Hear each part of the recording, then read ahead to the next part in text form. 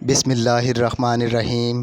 عبداللہ بن طاؤس نے بیان کیا، ان سے ان کے باپ نے اور ان سے ابن عباس رضی اللہ تعالی عنہ نے کہ عرب سمجھتے تھے کہ حج کے دنوں میں عمرہ کرنا روئے زمین پر سب سے بڑا گناہ ہے۔ یہ لوگ محرم کو سفر بنا لیتے اور کہتے کہ جب اونٹ کی پیٹھ سستا لے اور اس پر خوب بال اگ جائیں اور سفر کا مہینہ ختم ہو جائے، یعنی حج کے ایام گزر جائیں تو عمرہ حلال ہوتا ہے۔